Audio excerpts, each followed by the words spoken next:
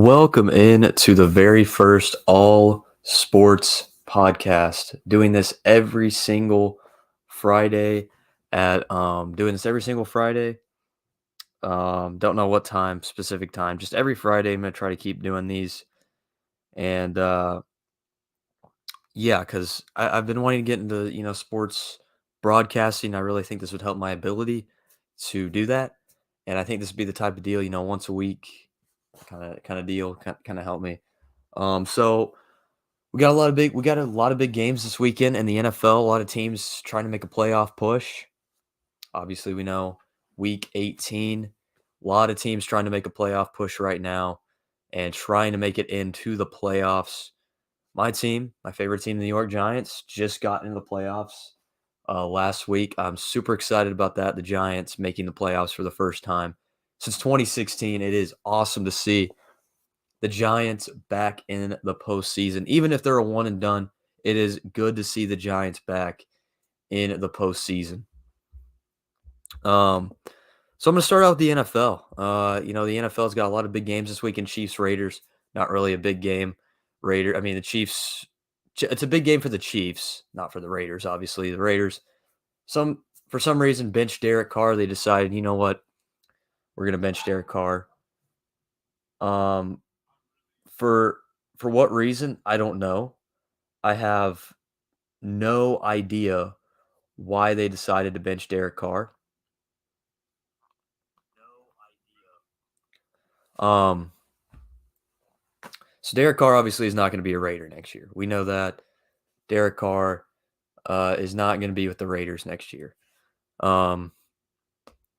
So the Chiefs, obviously, big game for them because they need to get the number 1 seed. So the Chiefs need to win that game, and I think they also need the Bills to lose to the Patriots, I believe, because the Bills have the tiebreaker. So it is a big game for the Chiefs, but they also need to win, but they need the Bills to lose to the Patriots. So yeah, it's a big game, but only for the Chiefs. Titans Jaguars, this is the big one for the AFC South. Whoever wins is in. It's pretty much that simple. I'm pretty sure whoever wins is in between the Titans and the Jaguars. Really hoping the Jaguars pull through. Really love to see them. They're an entertaining, really underrated, I think, an entertaining team to watch. They've got on a winning stretch. Like I said, when they hired Doug Peterson, I knew that the Jaguars would be good. Like they would be a decent team this year. That they'd be a team to watch out for. If I was the Bills or the Chiefs, I would not want to play this Jaguars team if they make it into the postseason. I would not want to play this Jaguars team. They're pretty good, and I think they could upset someone if they make it in. Ravens, Bengals, kind of a big game there. You got it's not really a big game. It's a big game for the Bengals. I really don't think the Bengals have much of a shot since at the 1 seed since obvious reasons what happened on Monday night. That's obvious what happened on Monday night. You can't continue to play the game with what happened on Monday night between the Bengals and the Bills with Damar Hamlin. You can't play it after that. So I don't think the Bills really have a shot at the 1 seed now. The Bengals, I'm pretty sure they don't have a shot anymore at the 1 seed. So yeah. Panthers Saints really doesn't mean anything. Both are eliminated, I'm pretty sure, from postseason. Patriots Bills is huge for both teams. The Bills to get the 1 seed, and the Bills to make the play, or the Bills to get the 1 seed, and the Patriots to make it to the playoffs. Buccaneers Falcons, not big at all. With the Buccaneers already winning the division, none of those teams have a chance to catch up to the Buccaneers. So the Buccaneers really doesn't mean anything for them. They can lose, and they're still in. You got the Browns and Steelers. Doesn't mean anything for the Browns. They're 7-9 out of postseason contention. Steelers, it means a lot for them. They got to win. I think they also have to have some stuff to happen as well. Texans Colts, nobody cares. Vikings Bears, that might be a big one there for the Vikings. Obviously not a big one there for the Bears.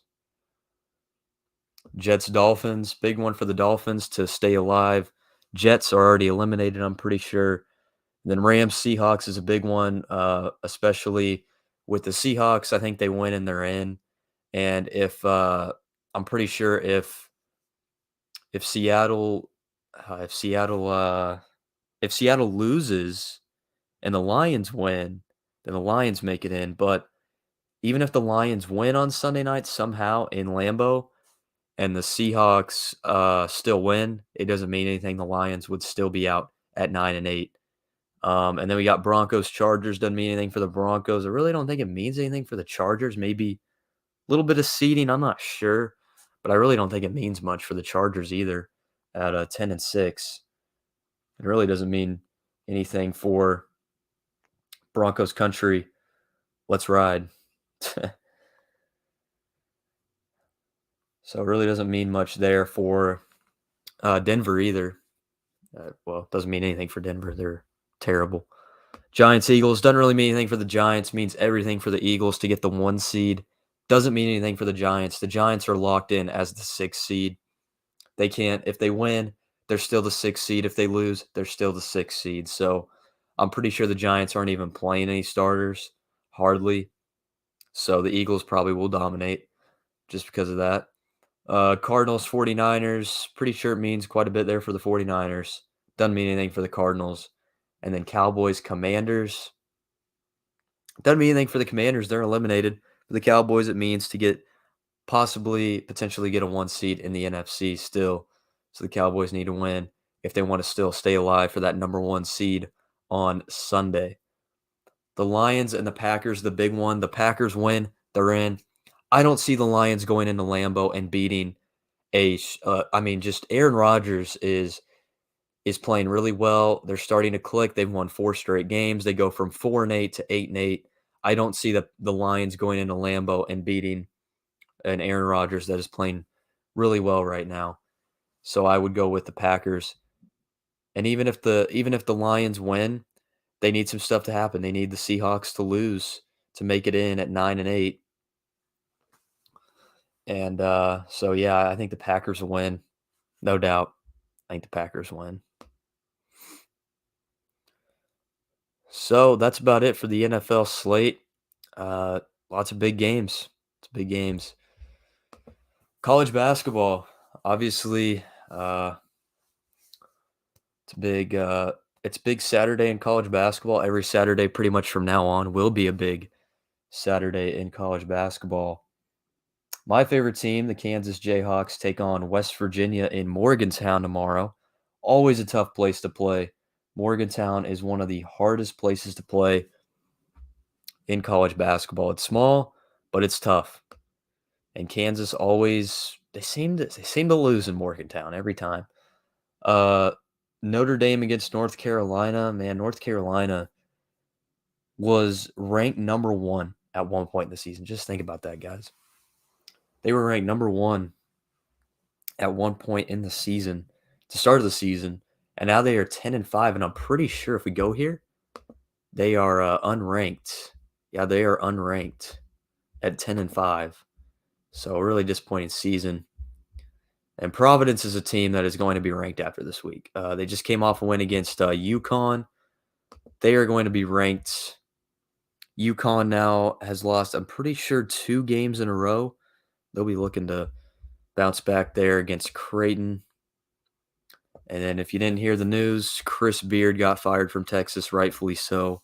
So Texas taking on Oklahoma State. Texas coming off a really bad loss against, I believe it was K-State on Tuesday night. I'm pretty sure it was Tuesday night.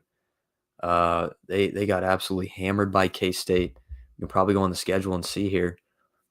But yeah, look at that, 116-103. Their defense played like absolute, they sucked. Wow. The defense, how do you give up 116 points in 40 minutes? That's my question.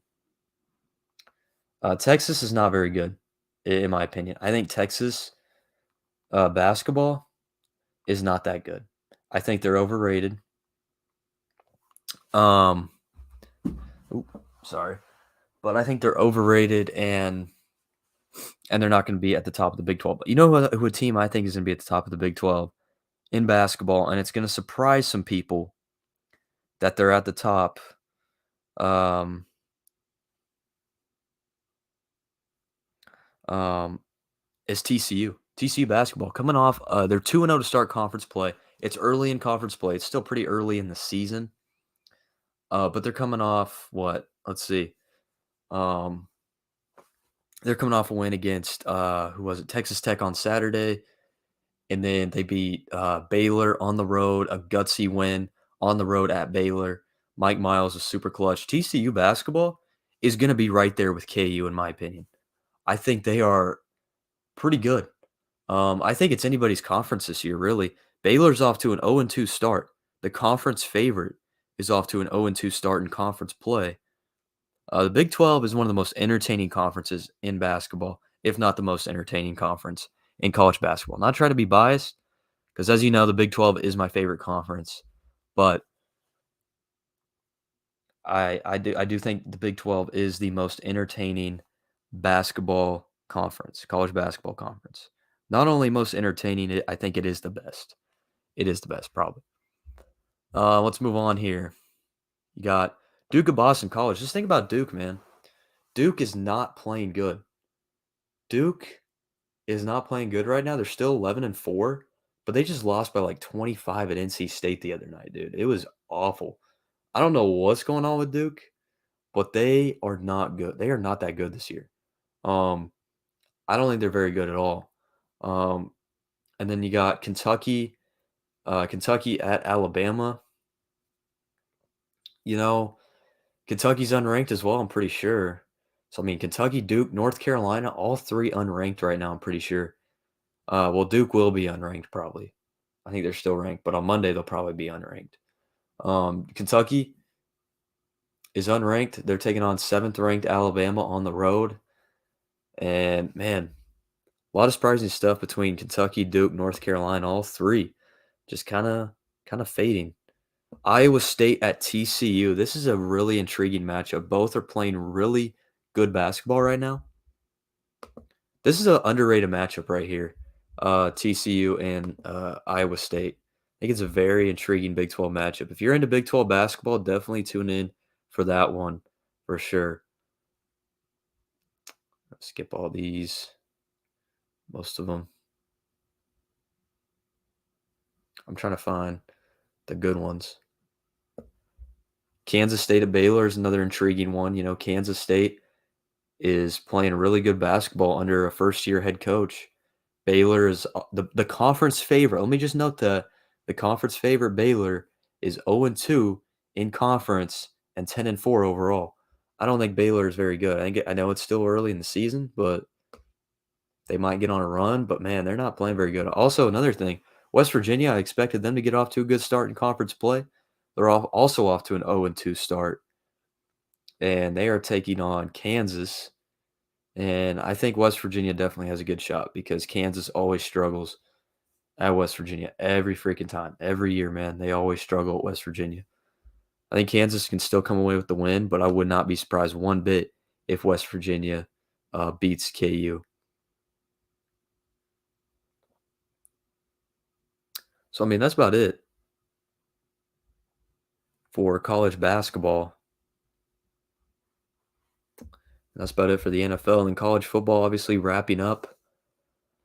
As we know, college basketball wrapping or not college basketball, college football wrapping up with TCU and Georgia on Monday night in the national championship game. And then that's it for college football. But there are things to talk about in college football. You know, you got Sam Hartman transferring from Wake Forest to Notre Dame. I think Sam Hartman can make a really, really big impact at he can make a really big impact at Notre Dame. I think with more talent around him, he had talent at Wake Forest. He had A.T. Perry there, but I think he definitely has a lot more talent. You know, at I think he definitely has a lot more talent at Notre Dame, and I think he'll get more protection at Notre Dame. Notre Dame was playing a lot better there at the end of the year. So I think Notre Dame will be a team to watch out for.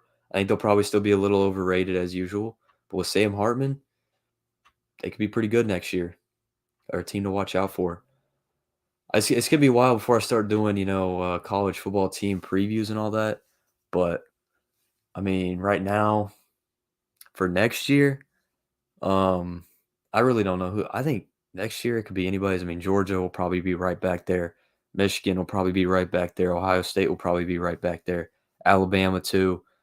Clemson could be pretty good with Klubnik. Klubnik did not look good in the bowl game, but they could be pretty good as well. I don't know. I don't know what to expect from college football next year. We'll see. Obviously, I'm going to enjoy the national championship, but after that, man, it's just what 8 months of nothing, 7.5 months of just waiting on the new season.